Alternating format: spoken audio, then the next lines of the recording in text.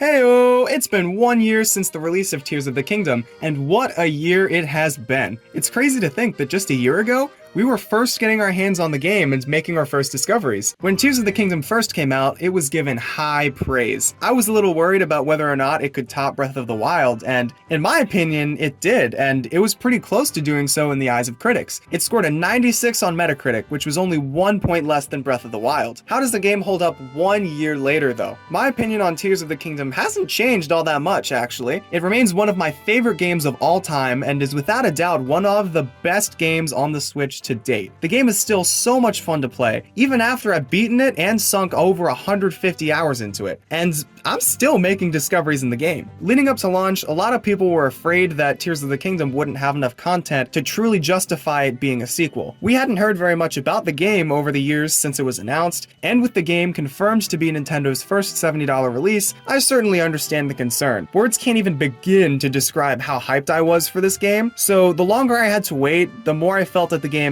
simply might not live up to that hype. I was a little worried about whether or not Tears of the Kingdom would be a worthy sequel to Breath of the Wild, or if it would simply be a $70 DLC. Of course, Tears of the Kingdom was not a $70 DLC, it was a $70 masterpiece. I think people weren't quite looking at the game in the right way. Each Zelda game is usually a brand new, standalone entry in the series. It isn't very often that we get a Zelda game that's a sequel to a specific game in the series. For example, it's clear that Breath of the Wild comes after Skyward Sword, but it's not like Breath of the Wild is a direct sequel to it. Tears of the Kingdom is a direct sequel to Breath of the Wild, so it's only natural for the game to have similarities to Breath of the Wild. There were a lot of changes made, though, to Tears of the Kingdom, especially in the Overworld. With the introduction of the Sky Islands and the depths, the map certainly felt new. It was a bit of a bummer that the Sky Islands weren't used more than I thought they were going to be. I was expecting a huge and expansive collection of islands in the sky to explore, and although it does make sense that they weren't used as much as I thought, simply because of the Switch's hardware's limitations, it still would have been nice for the Sky Islands to be a bigger focus of the game. I was actually pretty worried about how the Overworld would look and if that would be different enough, but it definitely was different enough. And if Nintendo didn't change the Overworld enough, I had all of the depths to explore. It's still crazy to me that Nintendo was able to keep that secret all the way until people started playing the game. My mind was blown when that cool looking cave I jumped into was actually a hole that led to an entirely new map. The design for the depths was genius. It wasn't meant for me to interact with NPCs or take in the views nearly as much as I did in the Overworld. The depths were largely barren, really only holding enemy camps and some mineral deposits. That might sound boring, but it actually wasn't. The fun of it was exploring in the dark. You didn't know where you were going, so you didn't know what to expect. Everything was kind of a surprise. When you ran through the darkness and tried to find a light route, you had no idea what was coming. Were you about to run into an enemy camp, or would you find a bunch of resources? That uncertainty made it a lot of fun, and it was a whole new take on exploration that I really enjoyed. The developers didn't have to reinvent the wheel when making Tears of the Kingdom. All they really had to do was improve upon what we already had, because if it ain't broke, don't fix it. The world we got to explore in Breath of the Wild was amazing. A great example of how to approach a sequel that takes place in the same setting is the Yakuza series. Most of the Yakuza games take place in Kamurocho, with the difference between games mainly being in the actual content of the game rather than the map. Sure, there are some new places you can go to, and there are definitely some changes made to the map, but I'm much more interested in the new game modes that each Yakuza game introduces, the new side quests, the new story, new gameplay mechanics. That kind of stuff is what actually draws me into each new Yakuza game. It's not how the map is going to look. The map could be the exact same for every game, and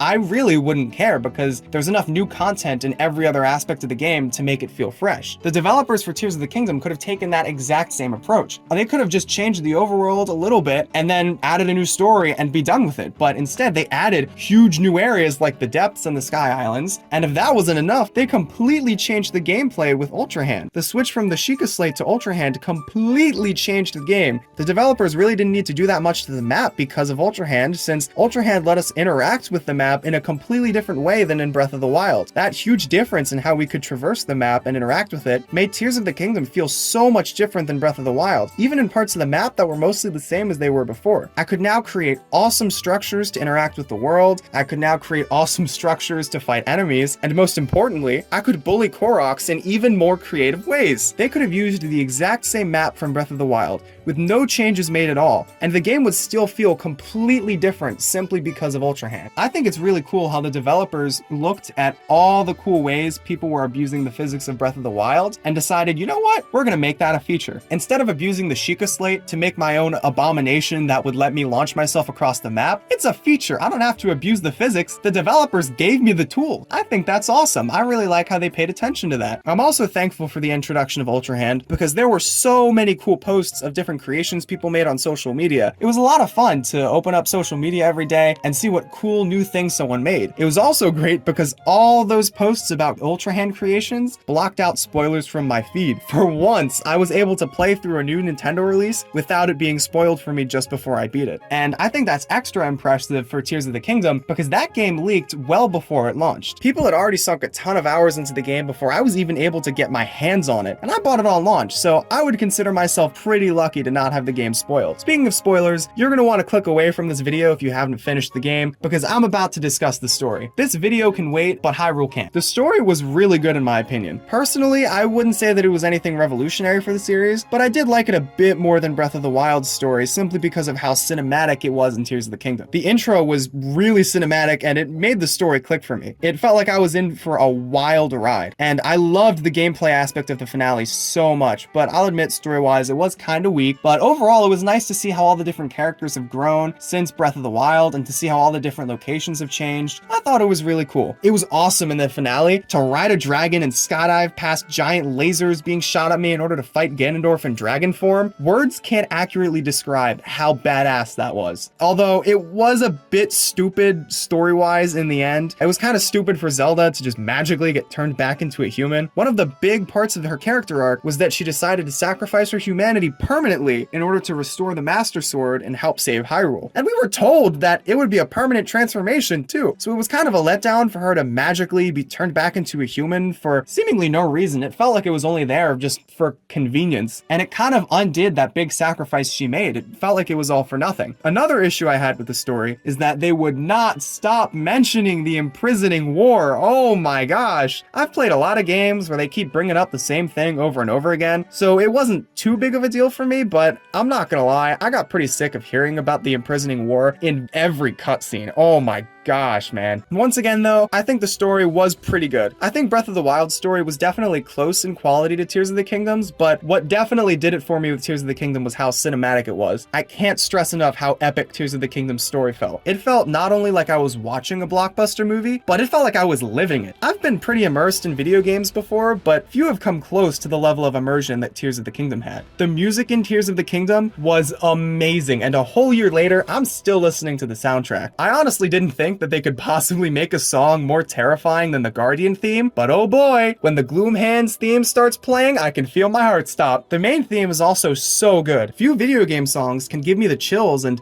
make me feel as heroic as the theme used in the Switch presentation trailer for Breath of the Wild, but the main theme for Tears of the Kingdom really did that. All in all, Tears of the Kingdom is a classic. I don't think there's much debate there. It's a generation-defining game that was well worth the wait, even though that wait did feel like an eternity. Seeing Nintendo bring such fresh ideas to the world of Breath of the Wild and creating an entirely new game out of it makes me really optimistic about the future of the Zelda series. Tears of the Kingdom was so good that it made Breath of the Wild feel like a tech demo, and it makes me believe that when the next game eventually releases, we'll certainly be in for a treat. Until then though, we'll have to stick with Tears of the Kingdom, which I'm definitely alright with. It's a game that I've thoroughly enjoyed for the past year and will definitely continue to enjoy for years to come.